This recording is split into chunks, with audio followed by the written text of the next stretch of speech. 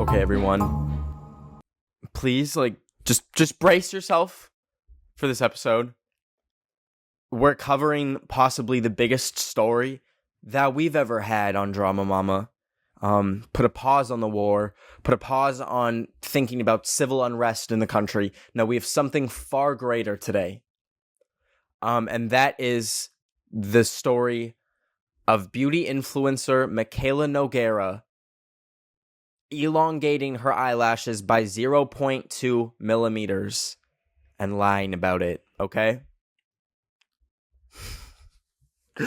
I know you're probably thinking, Ben, you are the furthest thing from a beauty influencer. Why are you giving your 2 cents on this drama? If you don't know the drama, I'll explain it in like 30 seconds. But let me just quickly say, I've put makeup on my face exactly 3 times in my life. The first time was when everyone and their mother was putting on cat eye eyeliner.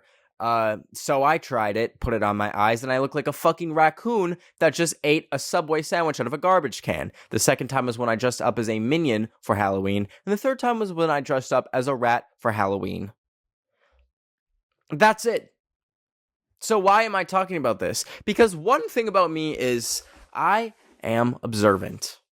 Throughout every drama that the beauty community has had, I've been there watching with fucking popcorn, baby. I don't know what it is, but it's like so enthralling to me. It's truly screen grabbing. When Shane Dawson and Jeffree Star created the Conspiracy Palette, I was there for the unnecessarily long 5-part documentary. When James Charles and Tati were fighting about fucking gummy bears, I was watching the moment that the videos came out.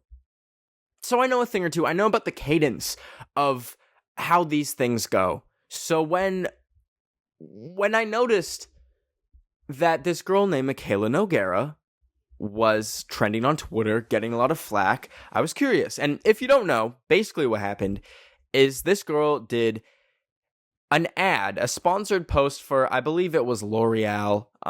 They had some mascara, which I always get mascara and eyeliner mixed up. Mascara, the one that makes your eyelashes longer. She made an ad for one of their products. It was like telescopic lashes. But there was a cut around the end of the video where she applied it, the video cut, and then suddenly her eyelashes were like way longer than most people thought. And at first there was a lot of discussion about, like maybe that's actually what the product does. Maybe like, holy moly, we have like fucking radioactive mascara here that duplicates your cells in a insane amount of time and grows your eyelashes in literally milliseconds. But then people like kind of figured it out. They're like, okay, she lied. She put on temporary eyelashes when the video cut to make it look like the product worked better. And that's what the general consensus is now. Some people are still defending her because she lied. She said in the comments, guys, I would never add extra lashes to my eyelashes, with like a laughing emoji. She like very much played it off, I think, thinking no one would catch her. And you know what? I might be proven wrong. It might turn out that in fact, she never added any eyelashes. I don't know. But as it stands right now, it's not looking good for her. And the first thing that came to my mind was like, why? Like, why even do that in the first place?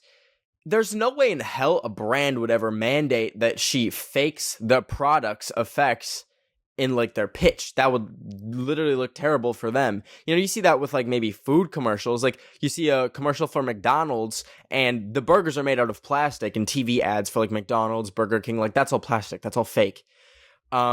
So, like, maybe I could see from that point of view, but, the stakes are so high in the beauty community, and we'll get to that in a second, but the stakes are so high that if you slip up the slightest bit, the beauty community eats their fucking own, and they will eat you. So, I don't think that the brand told this girl to, like, okay, and then just, like, put on some extra eyelashes, make it look real good, real long.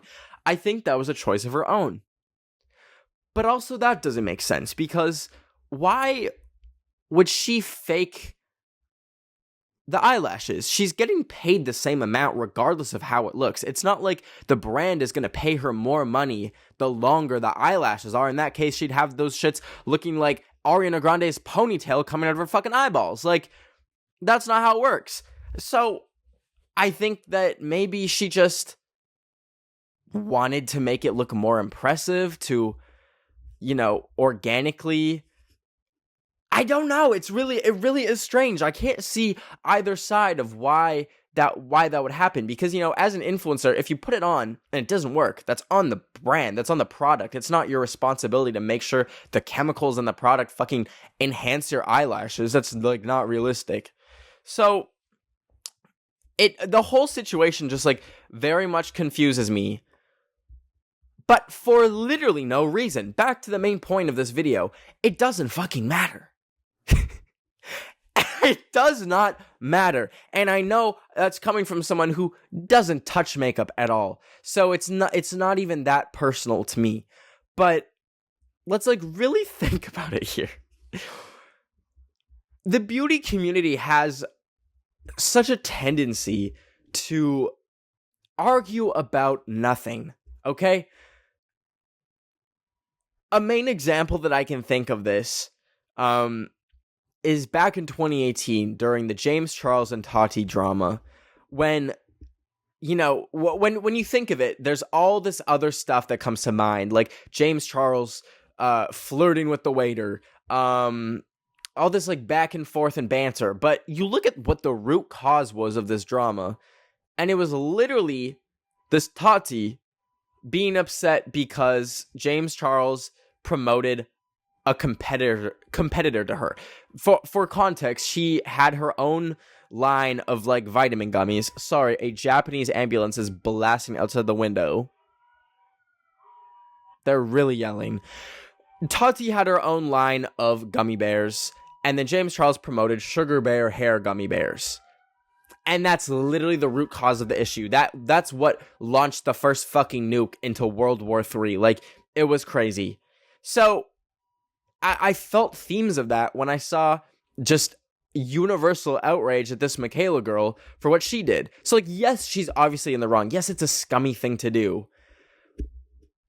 But it's eyelashes. Like, it's fucking eyelashes, you guys. Like, let's all take our hands and touch the grass real quick. Now, on the furthest end of things, yes, she's possibly making people go out and buy a product that maybe does not work, or doesn't work to the extent that people are hoping that it works.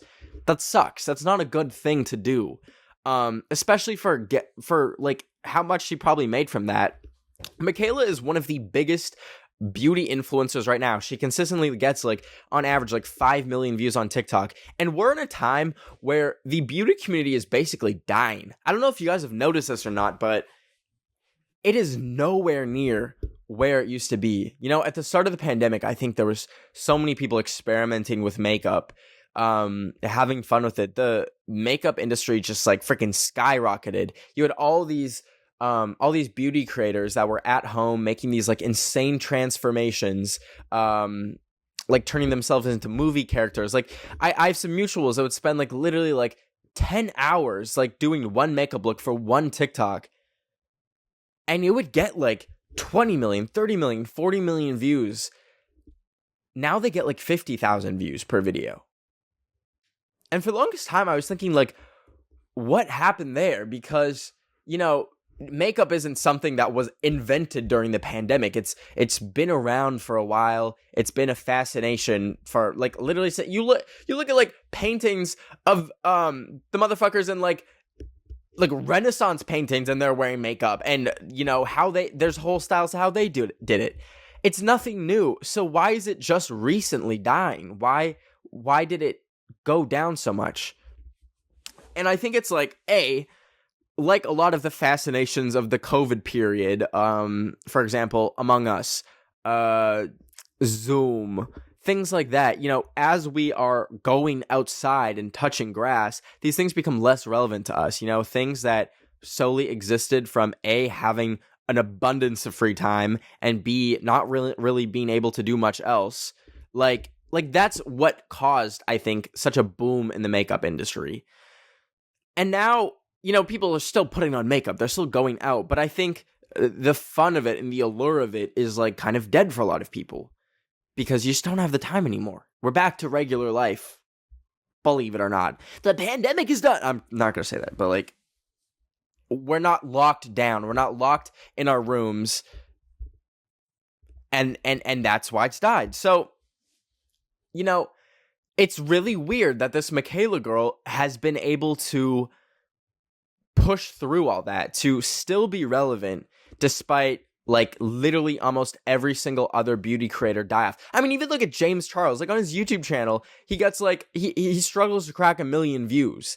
So it's pretty much universal. And I know I may be missing out on some people. Like I said, I'm not like in touch with the beauty community, but I'm just giving my dumb 2 cents.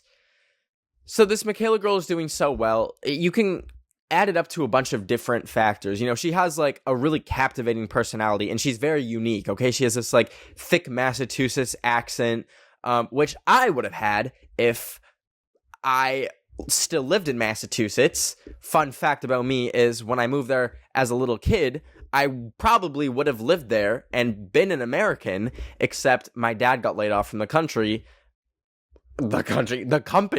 that he was working for, and we had to go back to Canada because his work visa expired. In another life, I have the exact same accent as her, and that freaks me the fuck out. But we're not talking about me. We're talking about other people, because that's what we do in this podcast. So she had all these things that made her very captivating. Like even some of my friends would just send me her videos like that they didn't even care about makeup, and they're like this girl is just like so funny and like so captivating, and I'd watch them. I'd agree, like even though it was my cup of tea, I was like, wow, she's very interesting, she's very captivating. And I think a lot of people on the low end develops like a trust in her for reviewing makeup products, and in middle area, kind of like a big sister vibe, and then on the high end, like full-blown parasocial friendship with this girl. So a lot of people were very personally like attached to her. So when she blatantly lied, blatantly falsified a sponsored video, I can see why a lot of people were hurt. And it's like when influencers have this air of this like alluring parasocial friendship that they offer, I think it can be very dangerous because things like this can happen. With me, I don't think a lot of people have parasocial friendships with me. Maybe in the past when I was like more of a like quote unquote influencer, when I don't know, like more in my like 2020 TikTok era, if any of you were around for that, I can maybe see that. But like, I don't see myself as an influencer. I think the last time I did a brand deal on TikTok was like almost a year ago.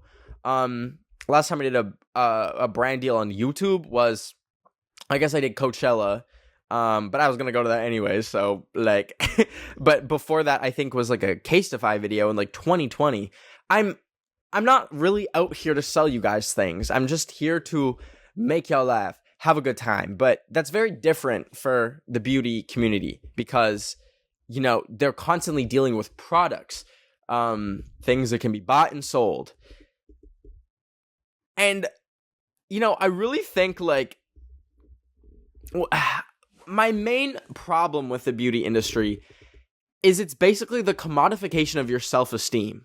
I don't think there's anything wrong with makeup as an art form at all. And I say art form because it really is. Like, to discount what some people do with makeup and like say it's just like the whole like One Direction, like where it's like, you don't need makeup to cover up. Like, that's not what it's fucking about. For some people, yes, it can be about covering up maybe blemishes, insecurity, but it truly is an art form for some people.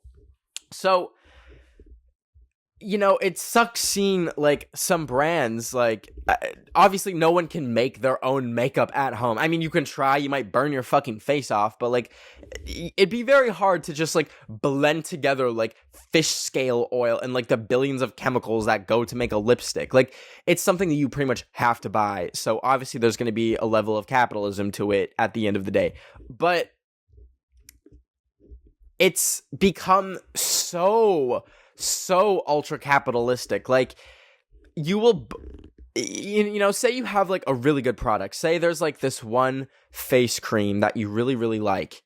Or let's say foundation, because I've seen that when I get dragged into Sephora stores, this is what I notice. It's like you'll have this one product that's so good. It's a foundation, and you go to buy it, and it's like 10 milliliters in a fucking glass bottle with like a crystal on top, covered in like metal, like a metal box, and then like in a cardboard box. Then you get a bag. Like,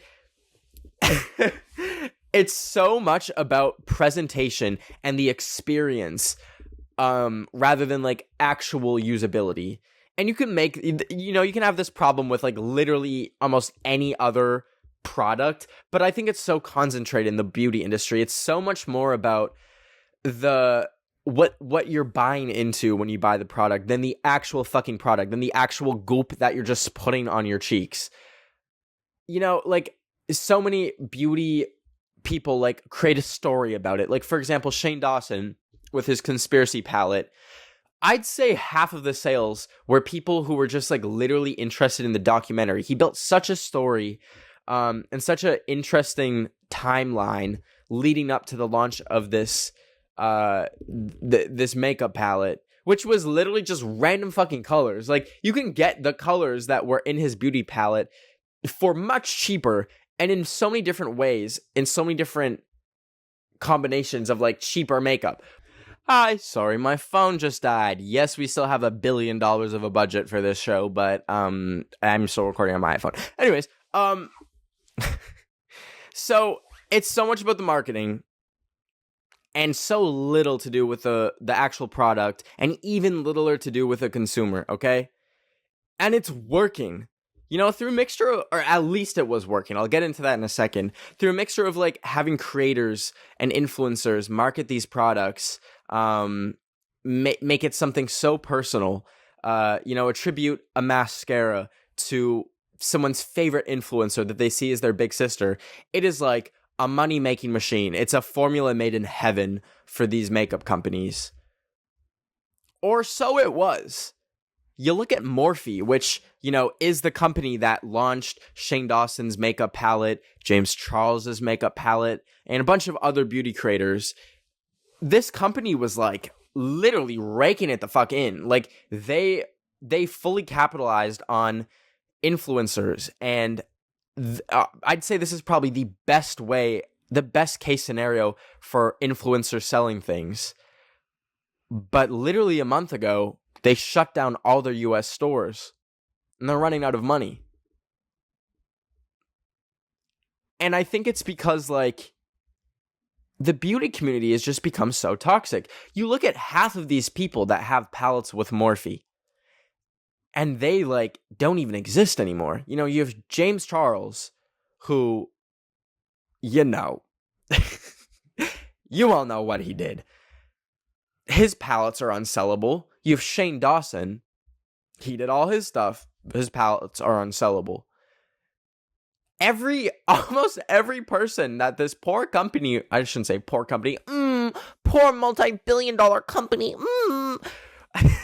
almost all these people that they worked with ended up having some sort of scandal. Their product became unpurchasable. And then what the fuck did they do after that? And it sucks because I have this mutual who, just collabed with Morphe and made her own palette and was so excited, and these stores just are closing now. So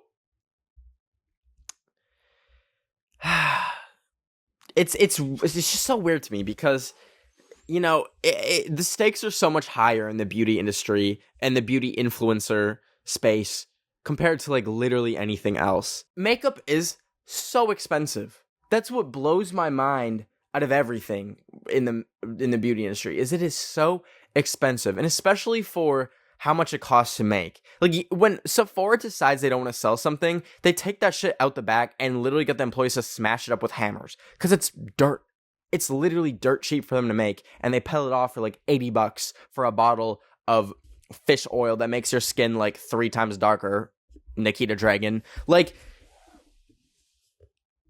it's so expensive, and it's seen as such a necessity. You know, like it's the tagline of so many beauty influencers to be like, unleash your inner artist, or like beauty comes from the inside and shit. Meanwhile, recommending like a makeup and skincare regimen that costs upwards of like $300 a month. Make it make fucking sense.